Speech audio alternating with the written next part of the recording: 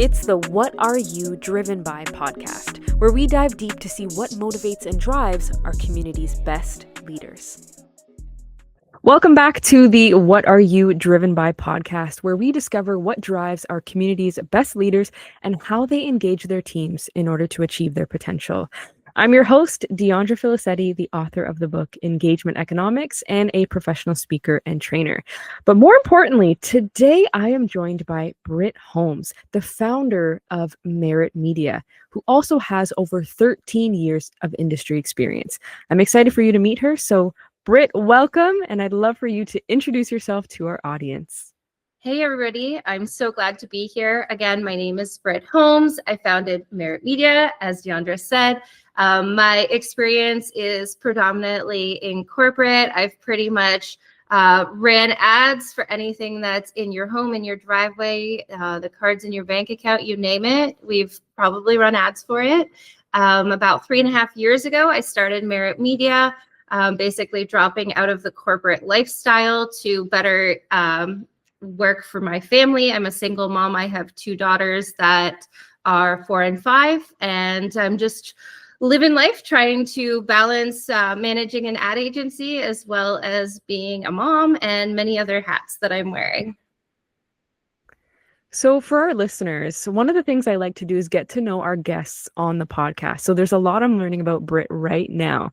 And so to know that you're balancing all of this and that you came from this really, I assume, stressful world that for those of us who are not in advertising, we just think it's very stressful. We're rushing to make sure our messages are aligning with what's going on in pop culture today. So could you give us a little bit more insight into what it was like in that world, in the corporate side?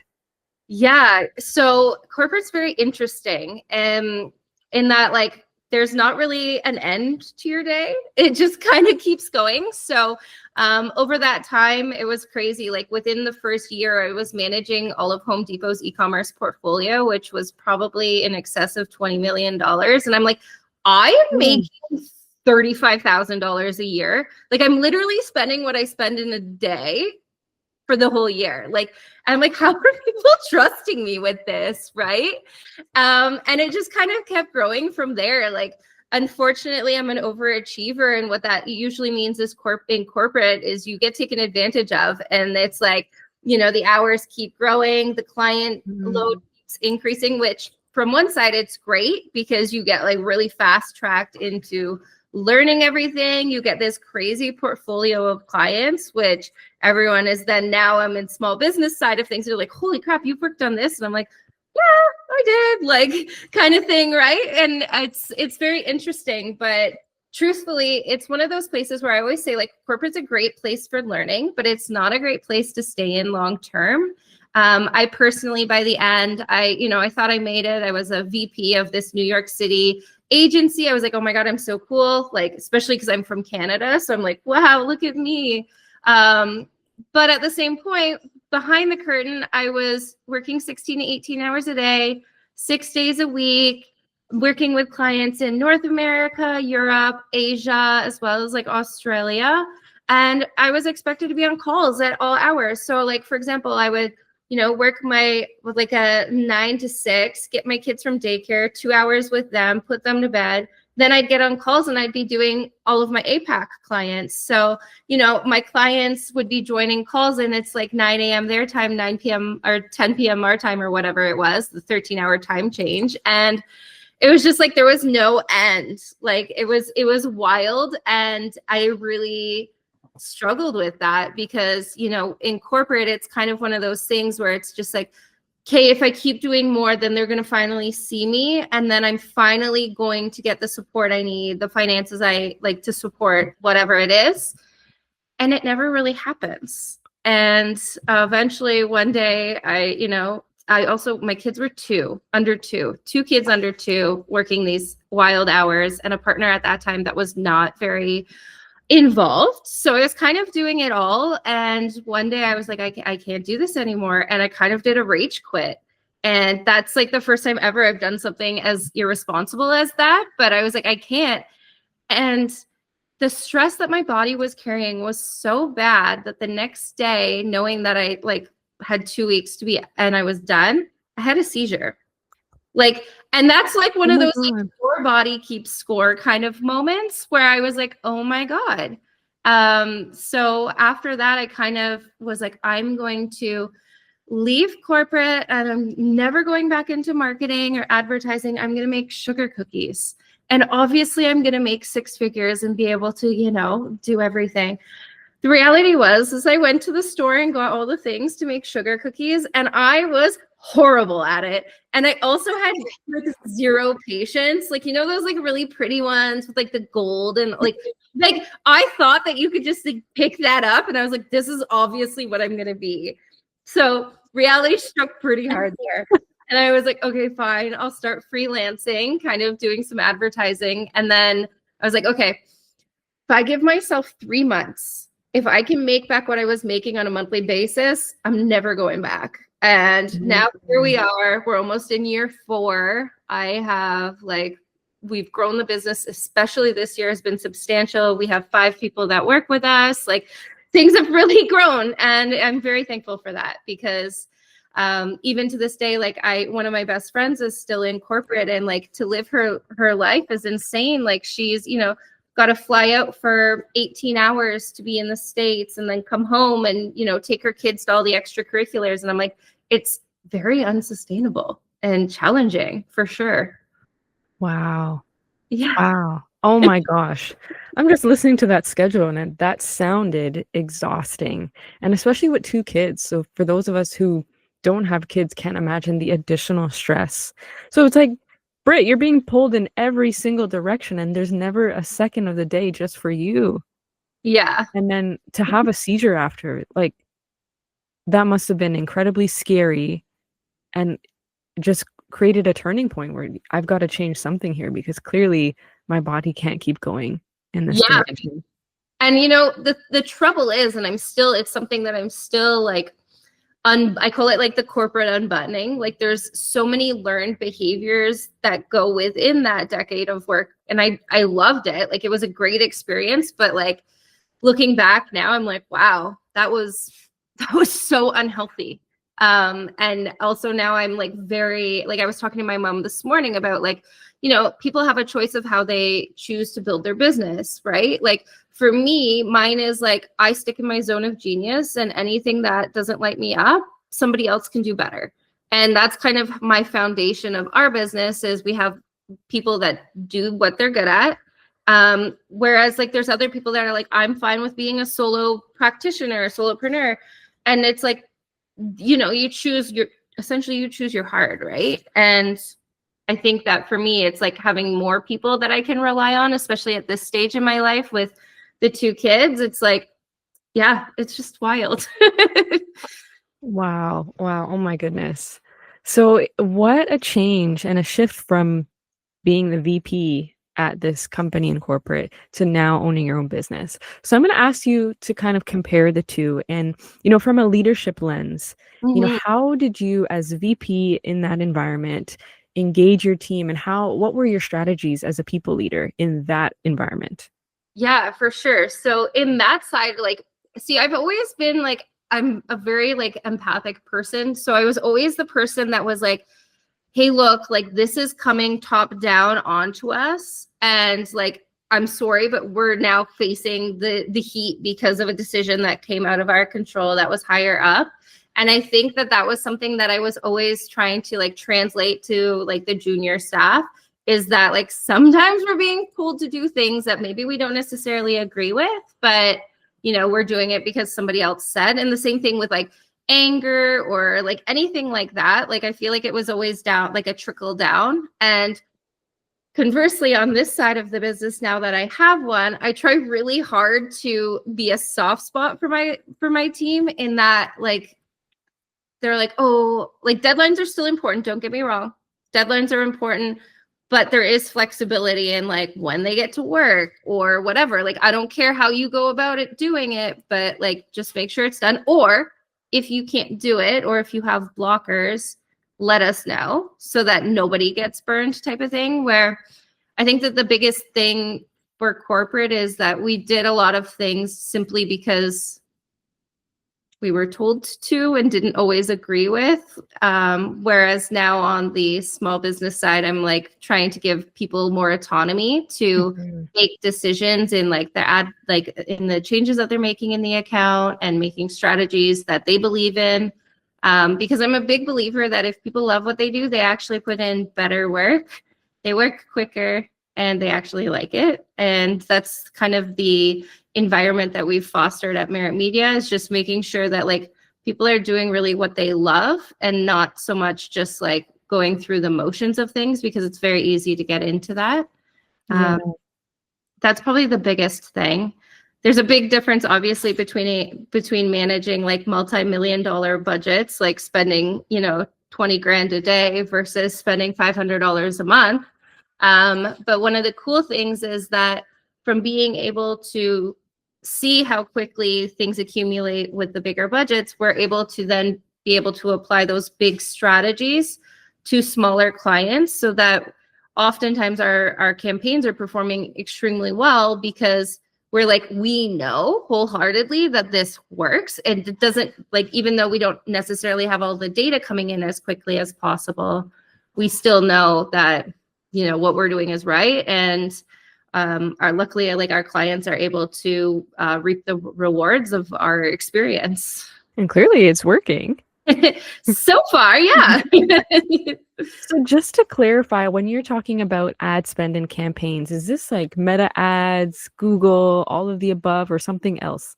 So we are everything at this point. So we have, like, because of the experience that I have as well as my team, so we only hire people with a minimum of 5 years corporate experience. And the reason for that is I don't like my team testing on our clients' accounts. I don't think that that's fair. So because of the background of experience that the team brings in, we are able to service every platform. So Google, and then Meta, so Facebook, Instagram, LinkedIn. We've previously done TikTok. I've done like travel ads with TripAdvisor, Expedia. I've run ads on all the international platforms. So like Baidu is like China's Google, Yandex is Russia's Google. Like there's all these different platforms as well. So not that we necessarily, those ones are very tricky because we work with language barriers, especially like in the paperwork and stuff like that. But we have the capability to kind of service everything, which I think is somewhat unique with the smaller agencies, where it's like normally it's like, oh, I only do Meta or I only do Google or LinkedIn type of thing. We have the ability to do all of it. So it helps in us building out these broader strategies where we're like, and also like, yeah, I can sit down and someone say, well, this is my business and these are my goals. And I can within minutes be like, okay, so this is where we need to be. It makes most sense because this is your like, you just have a broader understanding of both platforms, the value of each platform, but then also the demographics too, which I think is Yeah. Oh, what a wealth of experience. So your entire team has done that shift from the corporate environment to a small team. And I imagine that your team is working remotely. Yes. Yeah. So some of them actually are still working in corporate, and then they moonlight working with us. So yeah, it's interesting. It's almost like that's the sidestep before leaving. Yeah. Oh, exactly. You got to have that transition period. Yeah. So since you're managing a remote team, what would you say are the challenges around that? And how do you keep a remote team engaged? Yeah, so I was lucky actually when I first left corporate. I was working as a freelancer with an agency that kind of had a similar online setup.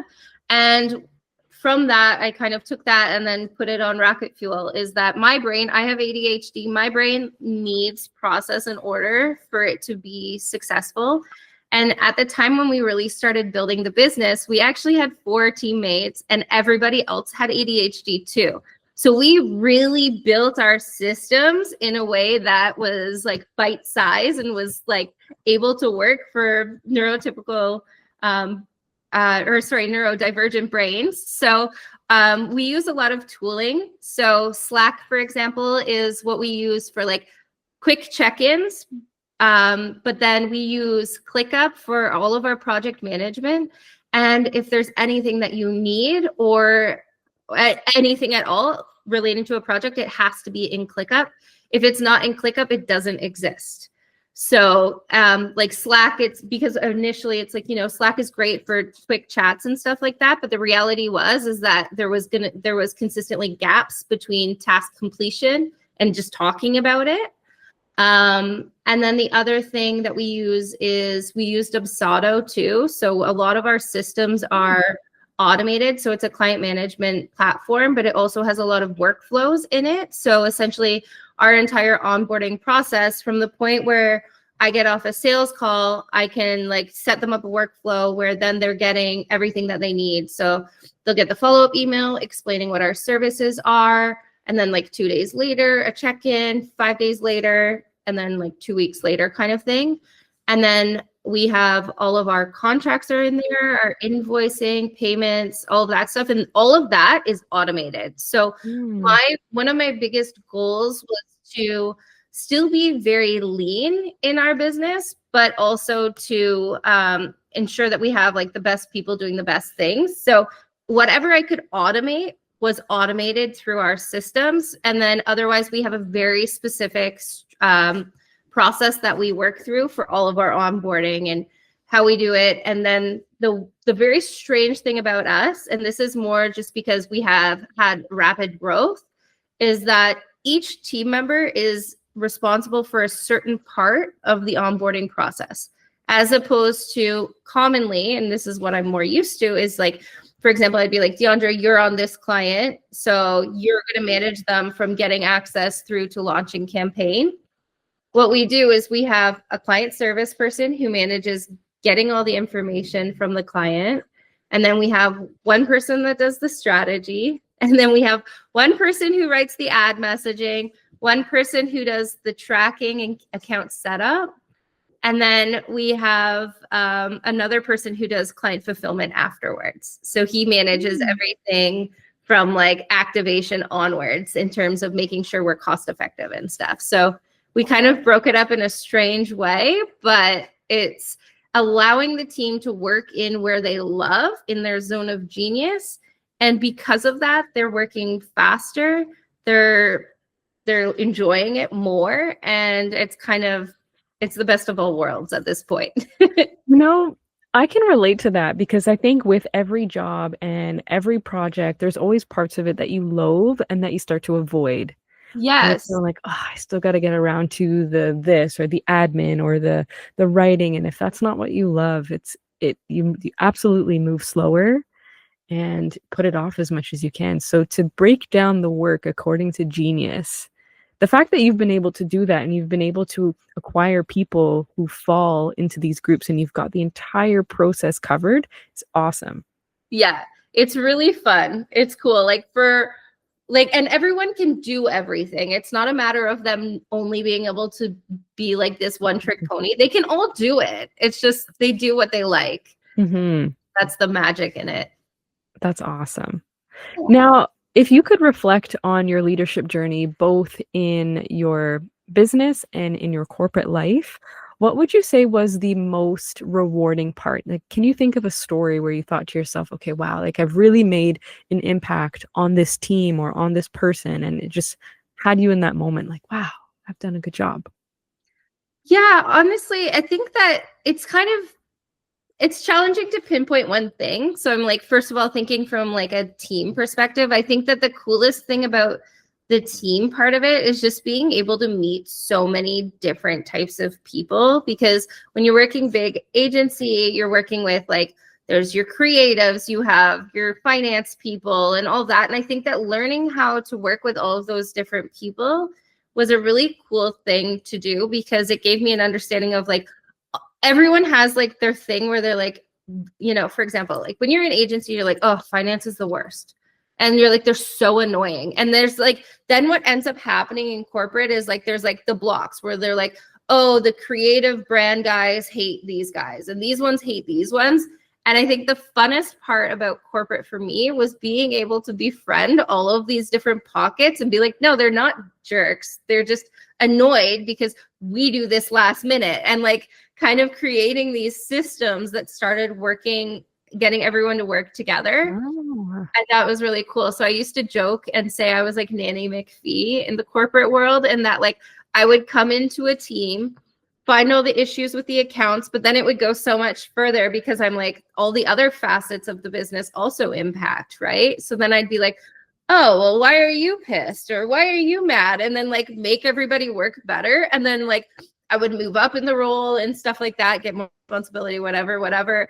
And then I'd always be like, oh, well, I'm capped out here. Everything's perfectly fine. I'm bored. And then I go to the next one. So I think that it was really cool just being able to understand like instead of just focusing on just like the I only do ads thing, learning all the facets of the business has really helped to then come over to the small business side of things where you are expected to know all of these things. So for me, that learning curve into entrepreneurship wasn't as strong because I was like, oh yeah, well, like we do this because of that. And it just kind of, those buttons started to click. So we were able to develop a lot of systems using those learnings over here that made things more effective. Mm-hmm. So I think that that's probably the coolest learning.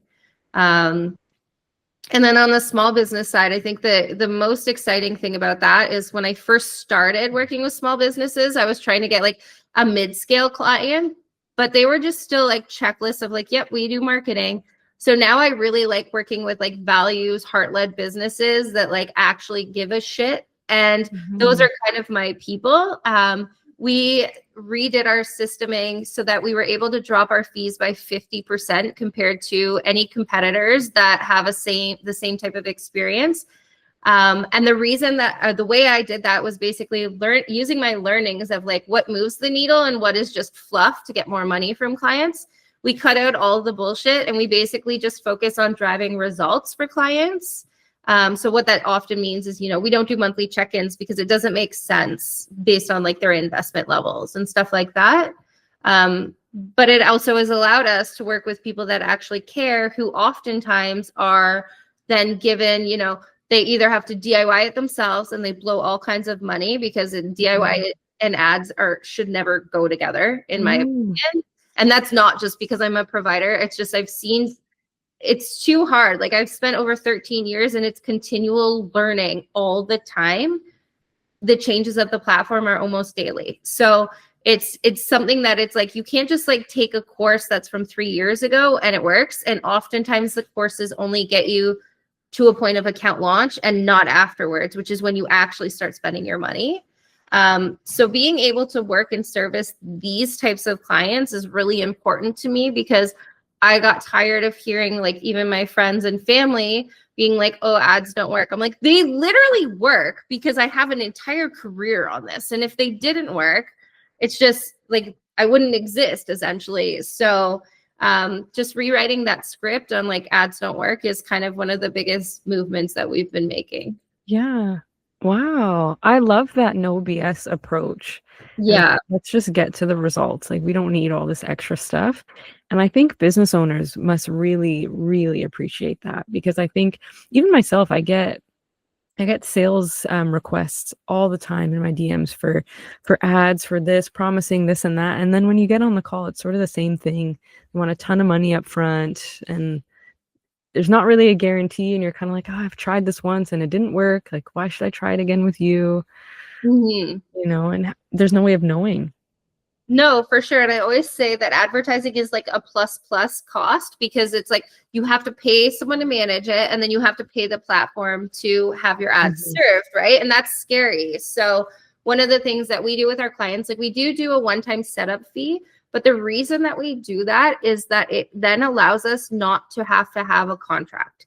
Because oftentimes what agencies do is they look at the total cost, for example, like in a year of the type of work that they would put into the account, and they divide it by 12.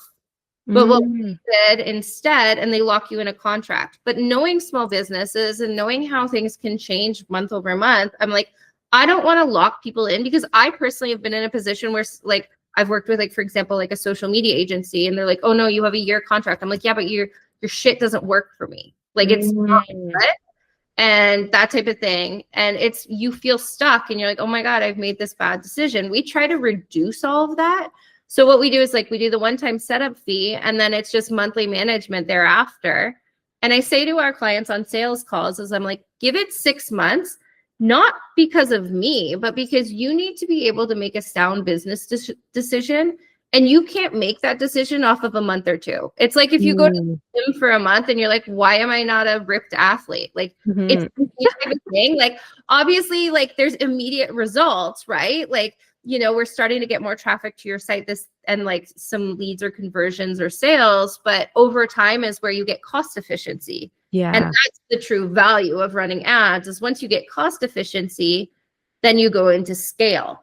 So it's like, okay, so I'm already making you $500 extra per month. Do you want to give me another 200? And we'll probably be able to get you another, whatever increment of revenue into your business. And at that point, the clients are just like, take my money, because we start small and we start small and grow. And we don't start broad, which is very common in the industry of like, oh, we'll just target all of Canada. It's totally fine with your $4 that you have per day. And it doesn't make sense. So we do it opposite. We start with like, hey, who is this one person that we're going after? Where do they live?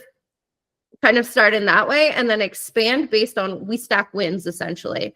So if it makes money and it's cost effective, grow. If it doesn't, pivot. I love that approach that, let's start small and then whatever works, let's just build on the investment in that sense. Yeah. That's great. Yeah. I've been approached once and I remember that I'll never forget the sales deck. And it was, you go through all these stats and everything looks great. And then you get to the investment page and it was $20,000 a month. Yeah. And I was like, first of all, if I knew it was that, like, I wouldn't even be on this call. Which I think is also another big miss, right? And that's another thing. Like our website has our pricing. Like you know what you're getting. So when I get on a sales calls, I basically class it as like an onboarding call for the most part. I'm like, okay, this is what we're doing. This is our process. Here's the costing again. But we usually get people that are probably pretty sold already because our costing is affordable for the most part. And it's upfront. Like I hate that too. Like it's like, don't waste my time. Like if you're not going to put it on your website, you better be telling me like within the first 5 minutes. Right. Because I can tell you easily like whether this is even in the ballpark or not. I was actually on a call recently to join a membership and it was like the same type of thing. It was like, tell us about you and take like, it's basically like give. And then it's like, so do you want to sign up? I'm like, for who, how much? Like, cause like if it's free, sure. Like I actually said, is this free? Yeah. Said, no, it's not. I'm like, okay, let's talk about it. So yeah, that's the worst. Because then also you leave the call and you're like, hey, I wasted my time. And then also you kind of feel down on yourself because you're like, why can't I afford 20 grand a month, which is absolutely insane. But yeah. Right. Oh my goodness. So refreshing to hear and to vent this out. Sorry to vent this out on the podcast, but it's good. That's what I live for. Love that. Okay, so my next question is around, you've got such vast experience and in two very different realms. And so I wonder if you had, someone's just entering a leadership position for the very first time, what is that advice that you wish someone told you and that you'd like to pass along to them? For sure. So when you're in a leadership position, I think that the most important thing is being able to set realistic and fair boundaries and communicate those up higher to your senior leaders of like, hey, look, I am only able to work till 6 or like whatever. Or, hey, if you have me and we need to finish something, totally get it. But I'm going to take loo time because on the corporate side of things, oftentimes you're taken advantage of. But the bigger thing is, aside from protecting your own boundaries and protecting your own mental health and all of that, is you're teaching your junior staff what is acceptable. So it's a lot harder if you have a leader who is like, I'm just totally fine with working 20 hours a day, because that's a trickle down, right? It's going to come down and then those people are going to be like, well, now I have to. And what that does is it creates a burnout culture. And I think that that's probably the worst thing that you can do, because if your team is burnt out, you're not going to get the best work from them. And generally, that's why there's such high turnover in corporate and in agency, is because it's like, you're promised this beautiful, like, if the pasture is always greener, you're promised like, oh, we're like family and there's pizza days and all this shit, which is so silly. But then it's like, but we secretly expect you to give your entire life, and how dare you have to do something after work. Right? So Yeah. protecting that, I think, is probably the thing that I wish I had a better job, done a better job at. Mm-hmm. But that's really great advice, honestly. And I love how you mentioned that it does set an example and almost like an expectation for your team if you're doing it. It's like, well, if, in order for me to be successful and to achieve this position one day, well, I need to do the same. Yeah. So I think you make a really great point. And I love the point about the pizza lunches. I see that all the time, like as a band-aid for low engagement. It's like, oh, we'll just, throw a pizza lunch. We'll give them some food. We'll run a team building. But you haven't solved the fundamental needs and the fundamental issues that are really stretching these people thin. 100%. Like I was my first one. I love that agency. It was a great time and I was young. But the reality is like, it was like, oh, you get a pizza lunch or like beer Fridays and like this, that, and the other. I'm like, but if they just paid me like $5,000 more, I could get fruit in my fridge. Like I remember legit being pissed off that I couldn't like financially, it made no sense to buy berries. I was like, I cannot afford berries in my life. Like it's like the most basic thing, but it's like simple, right? So here it is. It's like, oh, well, you can play ping pong during the day. I'm like, but if I had a few extra grand, I could get berries. Right. So silly. Like the silliest thing. Wow. Oh my goodness. Yep. See, sometimes we just want berries over ping pong during the day. Come on.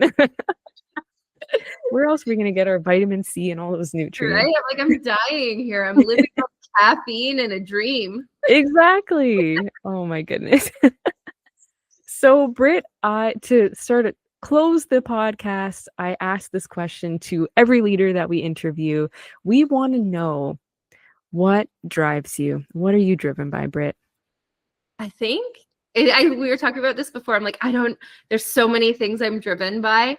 And I think that like from this conversation, it's just like creating a better future for the next round of people that are going to be growing up in either corporate life or entrepreneurship. Like one of the things that I'm consistently talking about on my personal brand is just like, we're all in this, like we're all walking this life. And it's like, why are we making it harder for ourselves? Like we have to do better at like treating ourselves better, treating the people that we, come in contact with all the time better, and just understanding that everybody is dealing with shit in their lives and their work side of their life is just one facet of that. And I think that that's really important to understand, because in my life, I've gone through things that have been extremely difficult and like nobody's known because I was like so hardened to that. But like just being compassionate to people, I think is probably one of the most important things that you can do. And it's also probably one of the bigger things to drive you to success as well. I think that's such a wonderful summary of the podcast and of your journey, because it speaks to everything that you've gone through, from going from the corporate world where you're incredibly stretched thin, you're trying to meet deadlines, you're trying to take care of all these responsibilities in your life, all being underpaid and under-recognized, and then to go and create a business where people can do their best, they can work on the things that they love and just enjoy their work a little bit more. I think that speaks to, your passion and your drive, but you're also living it today. Yeah, which is awesome. Mm-hmm. So I have to say congratulations for the success of Merit Media. And so for those of us in the audience that would like to get in contact you for business reasons at Merit Media, or just want to get to know you better, where do they find you on social media? For sure. So on Instagram, it's at Merit Media Inc. You have to include the Inc. because me and Dr. Phil have an ongoing battle over companies. It's a long story. And then my personal brand is at Britt Holmes Live. And you can find me in either of those places. Awesome. And then should we direct them to the website as well? Sure. So our website is meritmedia.com. Excellent. Well, Britt, thank you so much for joining us today and sharing more about your story. It was so fascinating getting to know you and all your experience. Awesome. Thank you so much for having me. It's been a great time. Awesome. So, to our audience, thank you so much for tuning in to the What Are You Driven By podcast. We hope that you'll join us next time for another incredible leadership story. So, make sure you subscribe and connect with us online at Driven by Co.